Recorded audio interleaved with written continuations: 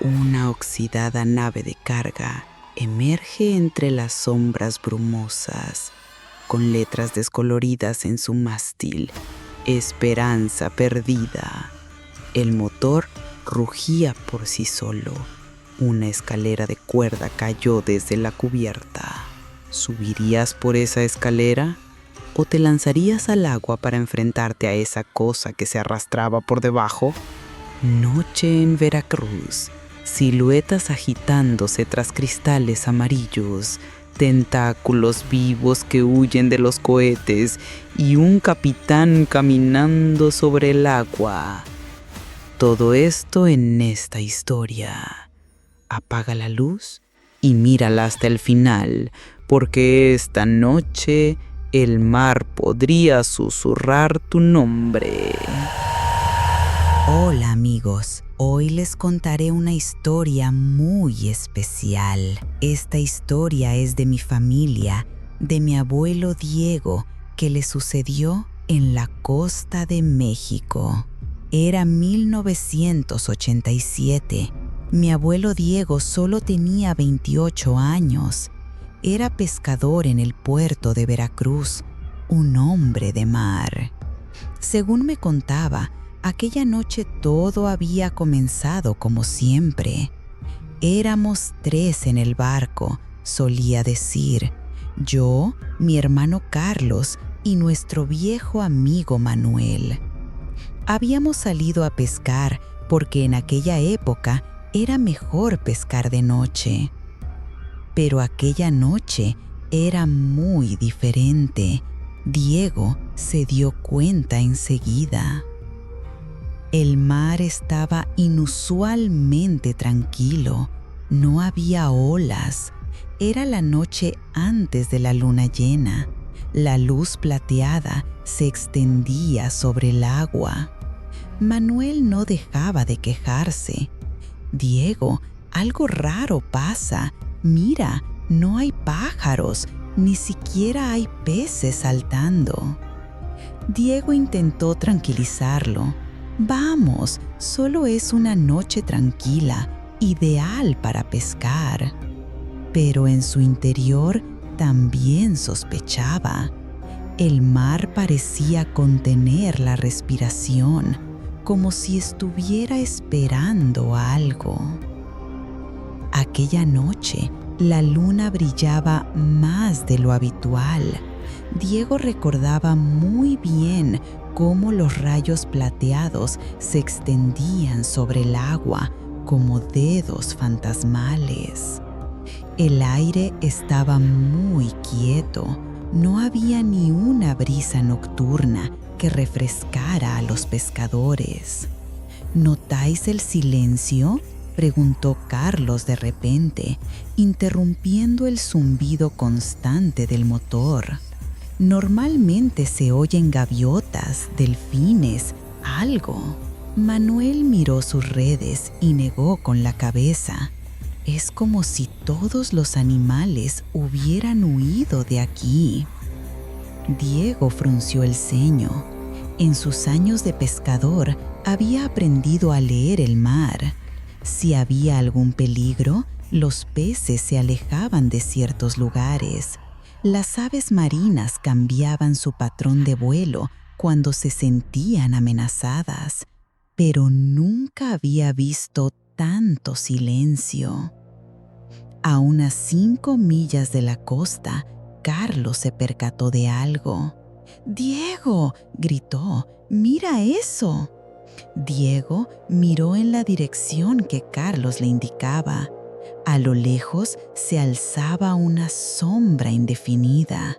Al principio pensaron que era otro barco, pero al acercarse se dieron cuenta de que no era así. «Dios mío», susurró Manuel, «es un barco enorme». Y así era. Un viejo y oxidado carguero gigante flotaba inmóvil en la superficie. Pero lo extraño era que no tenía ninguna luz encendida, no se movía, estaba allí como un fantasma. A Diego se le hizo un nudo en el estómago. Nunca había visto algo así en esas aguas. Como marineros, conocían una regla: si ves un barco desconocido, aléjate. Volvamos, dijo Carlos, pero la curiosidad de Diego pudo más. Espera, un momento, quizás necesitan ayuda. Veamos si hay alguien dentro, dijo. Al tomar esa decisión, aún no era consciente de que estaba cometiendo el mayor error de su vida. Al acercarse al barco, empezaron a notar cosas inquietantes. Había cuerdas enredadas en la cubierta, cajas de madera podrida y óxido por todas partes.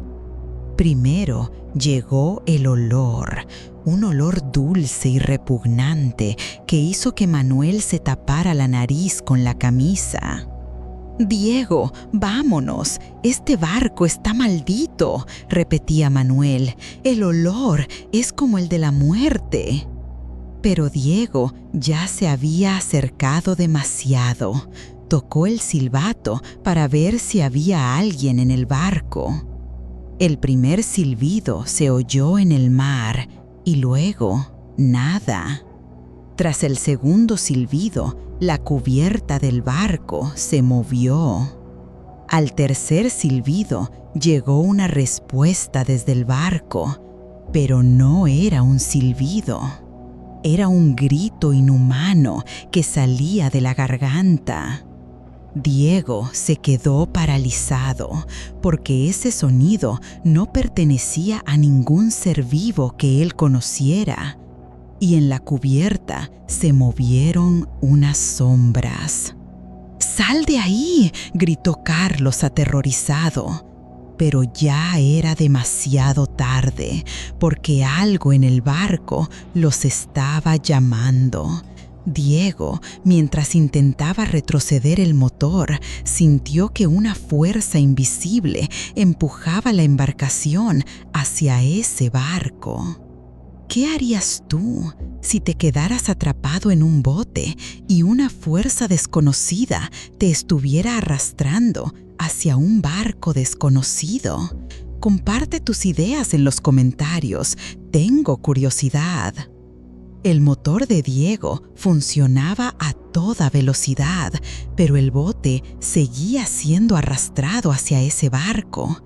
Era como si una mano gigante los estuviera tirando desde el mar. ¿Qué? ¡Ah! Manuel gritó con voz aguda por el miedo. «No lo sé, el motor funciona, pero...»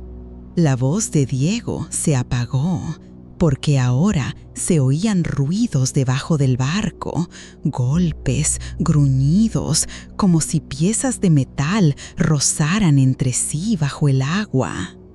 El aire se enfrió, sus respiraciones se condensaban en vapor. Carlos hizo un movimiento hacia el agua que rodeaba el bote. Extrañas burbujas salían a la superficie como si algo enorme se moviera bajo el agua. La fuerza que los arrastraba aumentaba sin cesar. Diego soltó el timón y se volvió solo hacia el barco fantasma. El motor rugía, pero no podía hacer nada contra esa fuerza invisible que los controlaba. «El motor se va a quemar». «¿Qué?», gritó Carlos al ver que empezaba a salir humo de la cabina. «¡Apágalo antes de que explote!». «No puedo», grité. «No responde», respondió Diego desesperado.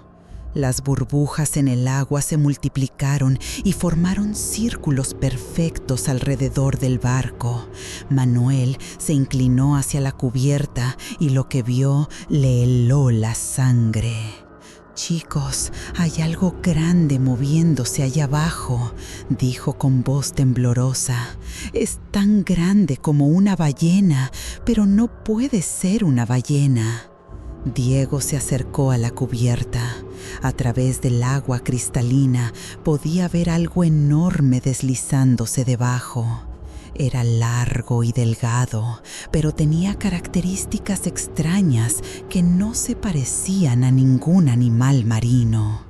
A solo 50 metros del carguero, el olor a putrefacción se volvió insoportable. El olor, mezclado con el aire salado, les quemaba la garganta. «Tápense la nariz», ordenó Diego, arrancando un trozo de su camisa para hacer una mascarilla. «Este olor no es normal». Carlos negó con la cabeza, pero Manuel ya había empezado a vomitar por la borda. El pobre hombre no podía evitar vomitar ante aquel olor sobrenatural. A medida que se acercaban, vieron cosas espantosas en el barco.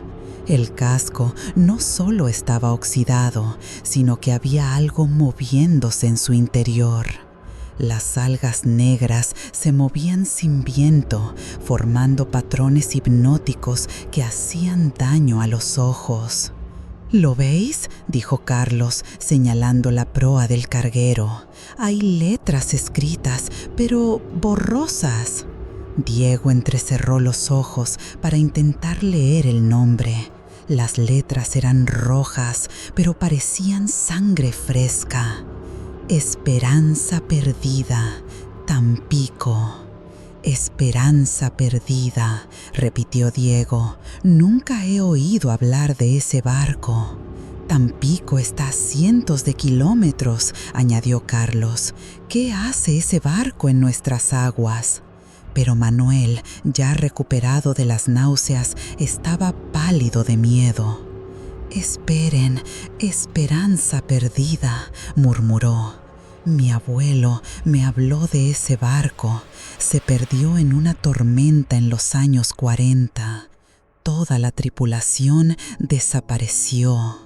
Las palabras de Manuel cayeron como un mazazo sobre los tres hombres. Un barco desaparecido hacía más de 40 años navegaba intacto por las aguas de Veracruz. De repente, los sonidos que venían de abajo cambiaron. Ya no eran solo ruidos metálicos, ahora parecían susurros en un idioma desconocido, como si vinieran del mar, elevándose desde el agua hasta llegar a sus oídos. «¿Lo oís?», preguntó Diego, casi en un susurro. Los tres se quedaron inmóviles, escuchando los susurros fantasmales. Los sonidos se multiplicaron y formaron un coro espeluznante que los envolvió. ¿Alguna vez has oído sonidos en lugares donde no deberían estar? En el agua, en el vacío. Si has vivido algo similar, escríbelo en los comentarios, porque lo que sucedió después fue aún más aterrador. A 20 metros de Esperanza Perdida, el barco se detuvo de repente, como si hubiera chocado contra una pared invisible. El motor se detuvo y los dejó en un silencio casi palpable. «¿Por qué se ha parado?», preguntó Carlos. «No lo sé», respondió Diego, girando la llave varias veces. «No responde». Las luces de navegación del barco comenzaron a parpadear, primero en verde, luego en rojo, en un orden sin sentido. En la cubierta de la Esperanza Perdida, las sombras que habían visto antes se hicieron más nítidas. Eran sombras humanas, pero se movían de forma antinatural, como marionetas muy duras y mal controladas. «¡Mirad!», gritó Manuel, señalando una de las ventanas del puente de mando. Detrás del cristal sucio se había dibujado una silueta. Parecía un ser humano, pero tenía la cabeza inclinada hacia un lado en un ángulo imposible. Tras permanecer allí unos segundos, desapareció. Diego quiso huir. Todos sus instintos de supervivencia le decían que lo hiciera, pero estaban atrapados. No tenían motores, no había viento que los alejara. Eran prisioneros de ese fenómeno sobrenatural. Tenemos que nadar hasta la costa, dijo Carlos desesperado. Hay 5 millas, respondió Diego. No llegaremos ni a la mitad. Manuel hizo una señal hacia el agua. Además, ¿habéis visto lo que se mueve ahí abajo? No voy a nadar con eso ahí. El monstruo marino seguía girando en círculos bajo el barco. Cada vez que pasaba, las burbujas formaban espirales perfectas, como si estuvieran realizando un ritual. De repente, algo nuevo llegó desde la Esperanza Perdida. Era música, pero sonaba como si viniera de una radio estropeada, con el sonido distorsionado. Era una canción lenta y triste, y la reconocieron de inmediato. «Es La Llorona», susurró Diego, «una canción popular». Pero lo que oían era terriblemente diferente. La voz que cantaba era ronca, desesperada, y las palabras se intercortaban con llantos que helaban la sangre. «Ay, Llorona, Llorona de ayer y hoy, ayer maravilla, Llorona, hoy ni sombra soy». La música se detuvo y los dejó sumidos en un silencio aún más profundo. Entonces, algo golpeó sus cascos desde debajo del bote, un golpe fuerte y deliberado que sacudió todo el bote. «¡Algo nos ataca!», gritó Carlos, agarrándose a los bordes. Otro golpe, más fuerte, y otro más, como si un monstruo marino se estuviera divirtiendo con ellos, jugando con su pequeña embarcación. Las olas se extendieron desde el punto de impacto y formaron círculos perfectos contrarios a las leyes de la física marina. Diego salió a cubierta para ver qué los estaba atacando. La escena que vio le dejó sin aliento. Tentáculos gigantes, pero no eran tentáculos de pulpo. Eran tentáculos metálicos, como cables gigantes cubiertos de algas y mejillones. «Esto no es un animal», susurró aterrorizado. «Es parte del barco. El barco está vivo». Como si hubiera oído sus palabras, el Esperanza Perdida emitió un gemido profundo y prolongado. No provenía del metal retorcido, sino de algo vivo, del gemido de una criatura herida. Las ventanas del carguero se iluminaron al mismo tiempo con una luz amarillenta y enfermiza. Detrás de cada cristal se movían sombras que parecían intentar escapar. «Son prisioneros», murmuró Manuel, comprendiendo de repente. «Los marineros de la Esperanza Perdida todavía están dentro». La temperatura siguió bajando y sus respiraciones se convirtieron en nubes de vapor. El metal del barco estaba tan frío que quemaba.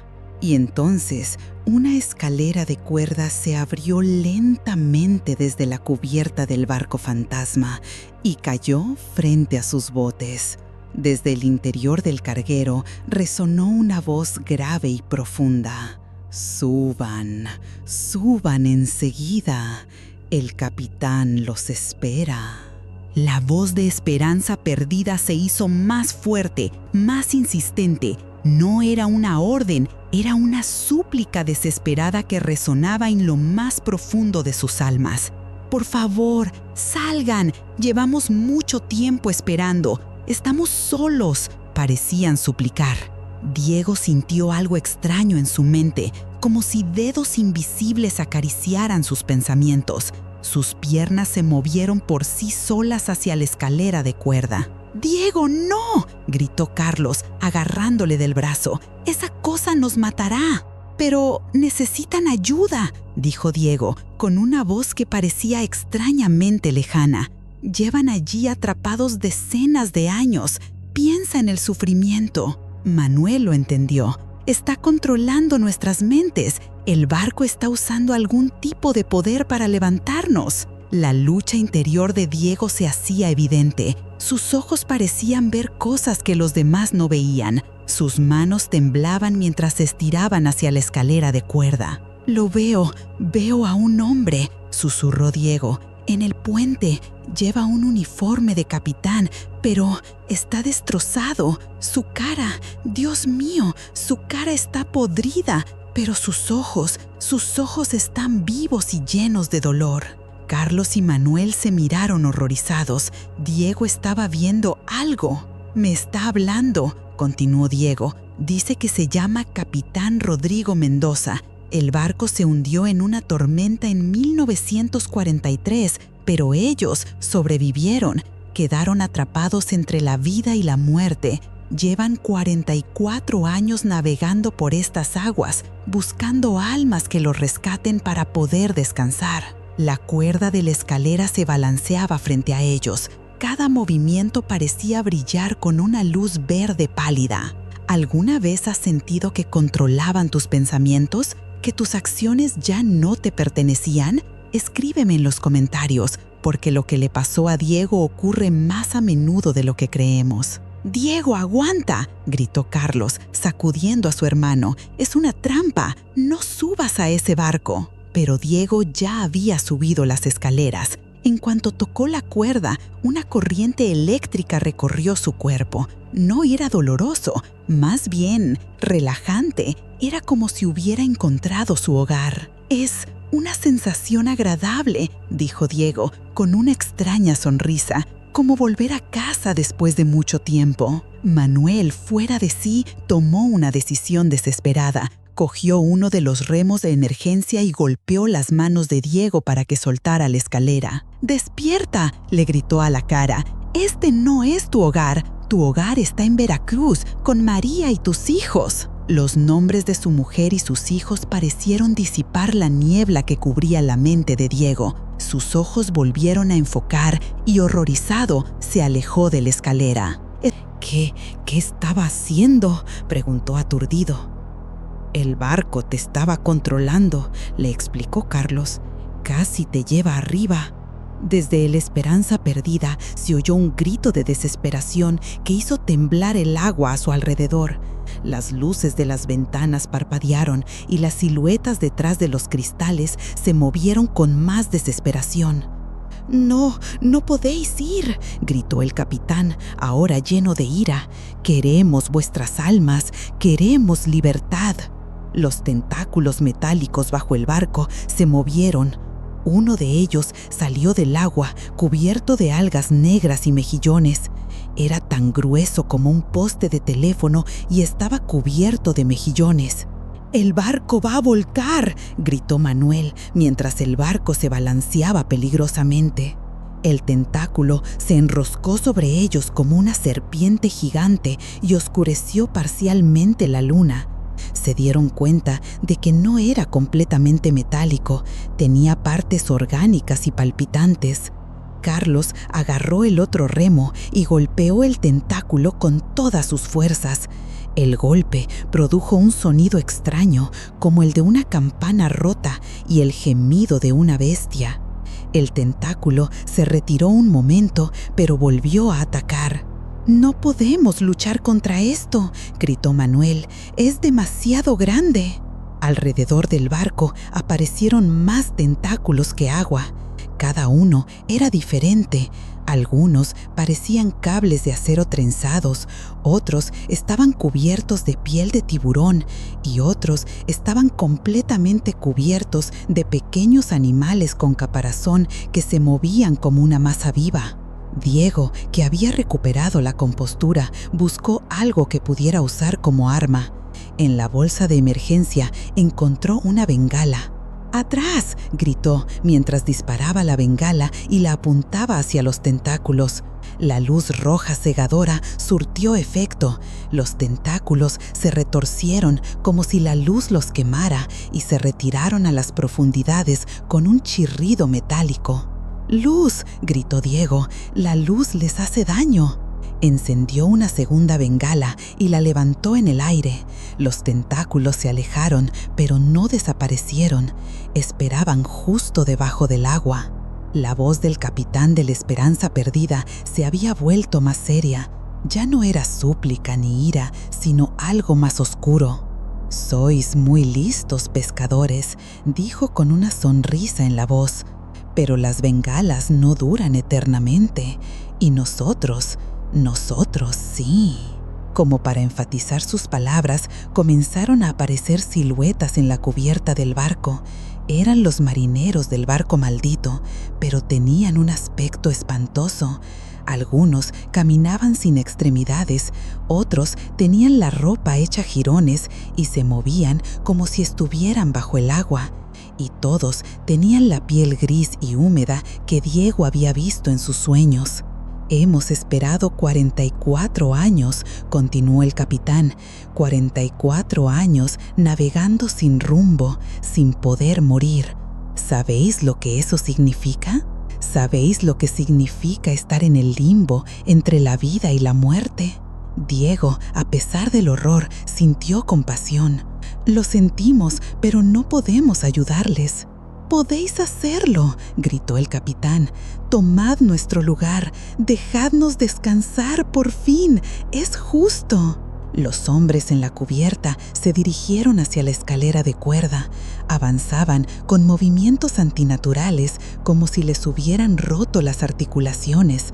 Algunos gateaban, otros se arrastraban, pero todos se dirigían hacia la escalera. «Están bajando», susurró Carlos con horror. «Vienen hacia nosotros». Manuel señaló el segundo bengala que Diego sostenía en la mano. «¿Cuánto tiempo más va a durar esto?». Diego miró el petardo. Se había quemado un tercio. 5 minutos más. «Después, otra bengala», dijo Carlos, contando mentalmente las provisiones de emergencia. El primer hombre bajó por la escalera. Era joven, quizá de la misma edad que Diego cuando murió. Llevaba un uniforme de marinero descolorido y cubierto de algas, y en lugar del ojo izquierdo tenía un agujero negro que absorbía la luz. «Hola, amigos», dijo el marinero. Su voz sonaba como burbujas que subían del agua. «Me llamo Joaquín. Morí cuando se hundió el barco. Bueno, casi muero. Mi mujer debe de ser mayor ahora. Quizá haya muerto, pero si me cambian, puedo ir a buscarla». La historia del marinero muerto conmovió y asustó a Diego. No eran monstruos sin pasado, eran personas con un pasado, con familias, con sueños. «Lo siento, Joaquín», dijo Diego, con voz firme pero amable, «pero nosotros tenemos familias que nos esperan». El marinero se detuvo en medio de la escalera. «¿Familias?», preguntó con curiosidad infantil. «¿Tenéis hijos?».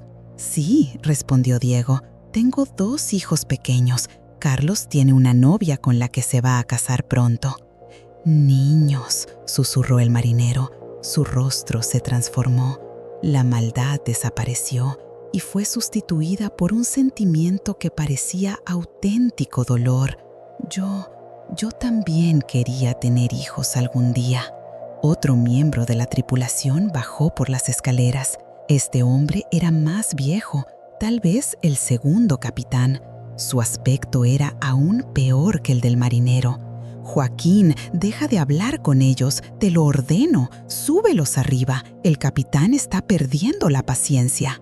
Pero Joaquín no se movió, parecía sumido en los recuerdos de la vida que había perdido. «¿Cómo se llaman tus hijos?», le preguntó a Diego. «Miguel y Elena», respondió Diego, sorprendido por la pregunta.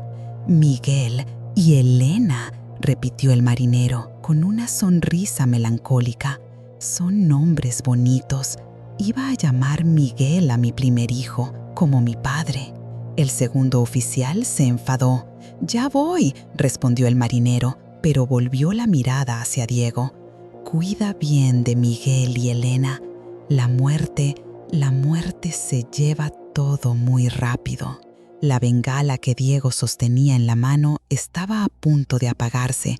Las chispas rojas se hacían cada vez más escasas y la luz se debilitaba.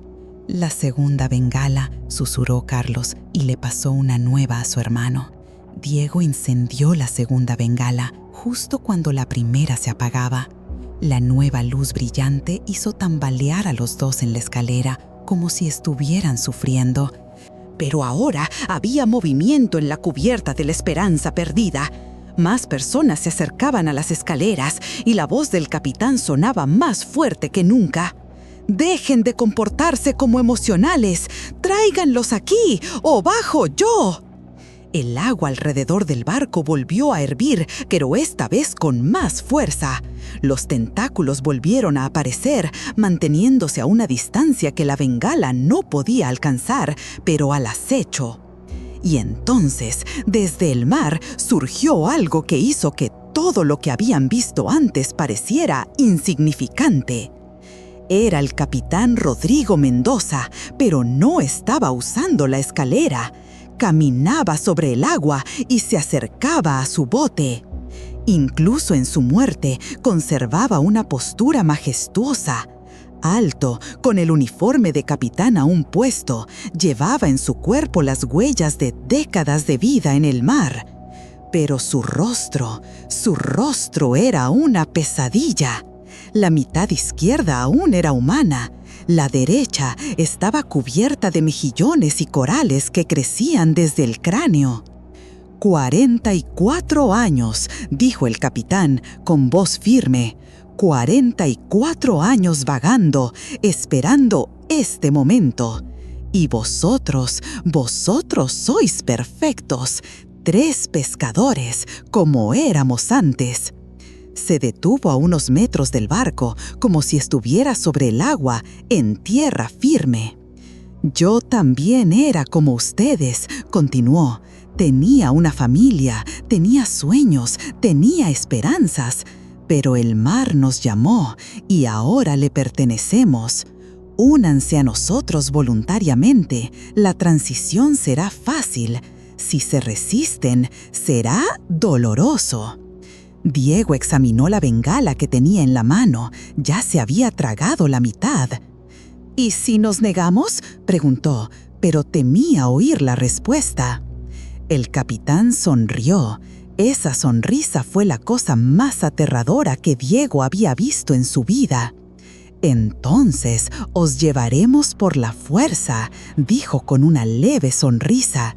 «Y creedme, caballeros, preferiréis hacerlo voluntariamente». Con la bengala encendida en la mano, Diego tomó una decisión desesperada. Se acercó a Joaquín, que seguía en la escalera, con la mente dividida entre órdenes contradictorias. «Joaquín», dijo Diego, con voz firme pero amable, «tú no eres como los demás.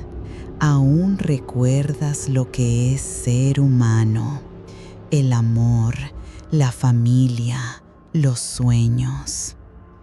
El marinero muerto lo miró. Sus ojos brillaban con una claridad perdida. Yo lo recuerdo», susurró Joaquín. «Recuerdo a María. Recuérdalos como el mar en verano». «¡Cállate!», gritó el capitán Mendoza desde el agua. «Joaquín, obedece o sufrirás las consecuencias». Pero Diego, como si hubiera encontrado una forma de romper el hechizo, siguió hablando. «María, ¿qué dirías si supiera que casas a otras familias? ¿Por qué separas a los padres de sus hijos?». Las palabras le golpearon como un mazazo. Su hermoso rostro se contrajo de dolor. Ella me diría que no lo hiciera», murmuró. «María siempre me decía que primero tenía que ayudar». En las escaleras, el segundo comandante se enfureció. «Joaquín, no escuches las palabras de estos mortales. Capitán, si obedecemos, nos dejará libres». ¿Libertad?, preguntó Diego, volviéndose ahora hacia los dos tripulantes. ¿Han visto al capitán en paz durante estos 44 años? ¿Hay alguno entre ustedes que haya visto a alguno de ellos ser escuchado? La pregunta resonó en la oscuridad de la noche. Los demás marineros se habían detenido en la cubierta de la Esperanza perdida para escuchar. «Tiene razón», dijo una voz femenina desde el barco. Una mujer se asomó por la barandilla. Carolina, la cocinera del barco. «Llevamos 44 años esperando que el capitán cumpla su promesa de libertad, pero cada vida que perdemos refuerza la maldición». «Señor», gritó hacia el interior del barco. «Carolina, cállate». Pero la cocinera continuó. «Los rituales del capitán no nos liberan, nos encadenan aún más a este infierno flotante. Cada vida inocente que quitamos es una cadena más que nos arrastra hacia abajo». Manuel, animado por las palabras del cocinero, se unió a Diego. «¿A cuántas familias has destruido?», preguntó en voz alta. «¿A cuántos huérfanos has dejado?». Esta pregunta abrió la puerta. Se oyeron más voces en el barco. «Mi hermano tenía 3 hijos. Iba a casarme el mes que viene. Dejé sola a mi madre». El capitán sintió que estaba perdiendo a su tripulación. Su rostro medio descompuesto se contrajo de ira. «¡Basta!», gritó, abriendo los brazos. Los tentáculos metálicos salieron del agua con una fuerza renovada. «Si no puedo llevármelos por las buenas, lo haré por las malas». Pero Joaquín se interpuso entre los tentáculos y el barco. «No, capitán», gritó. «Basta. 44 años de tortura son suficientes. Apártate, Joaquín, o te arrepentirás más de lo que te arrepientes ahora». «Ya no me importa el dolor», respondió el marinero con una determinación que no había mostrado en años. «Prefiero sufrir para hacer lo correcto». Diego se sintió inspirado de repente. Recordó las historias de su abuela sobre los espíritus atrapados y cómo encontraban la paz. «Joaquín, Carolina, todos vosotros», gritó, «no estáis malditos. Podéis liberar vuestra ira y encontrar la paz. El capitán nos mantiene aquí con mentiras». «Sí», susurró Carolina desde la cubierta. «Siempre tuvimos la oportunidad de elegir, solo que teníamos mucho miedo de hacerlo». Las voces de la tripulación se alzaron al unísono. El aire se agitó. Ya no era tan pesado. La temperatura subió ligeramente. El capitán dirigió toda su fuerza hacia el barco. Los tentáculos se multiplicaron. El agua se agitó. Y algo invisible intentó arrastrarlos hacia las profundidades. Pero Joaquín y los demás marineros se rebelaron contra su capitán. Con sus poderes espirituales crearon una barrera alrededor del barco.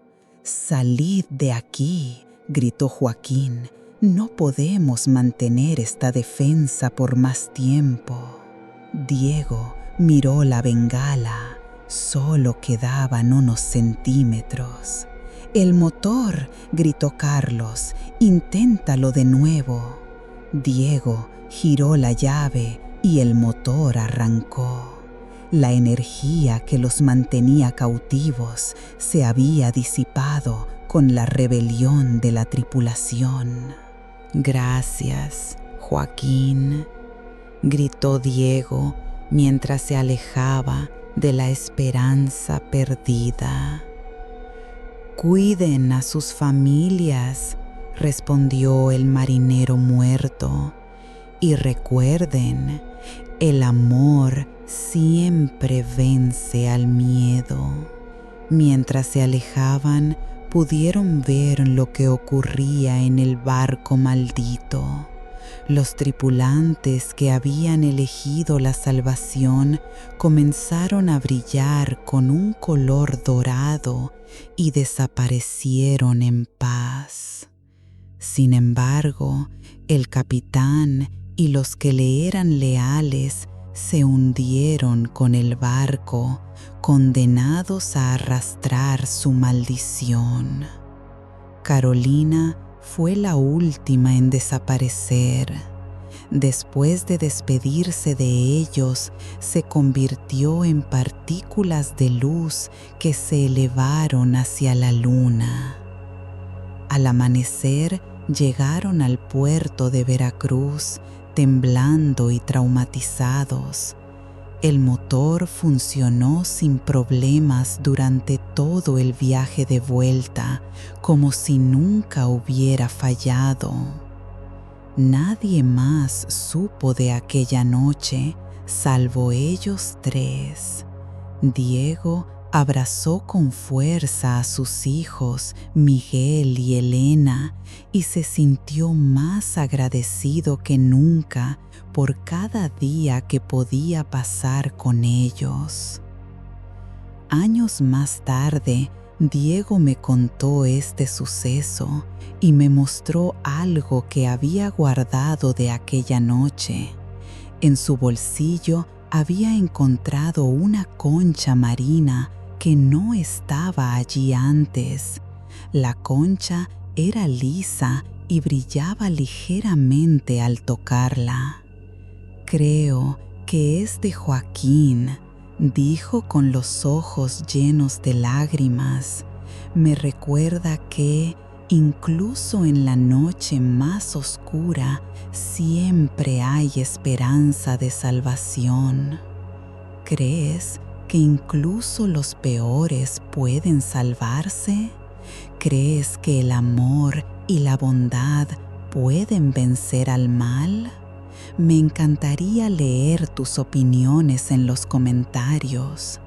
Esta es la historia de mi abuelo Diego y la esperanza perdida.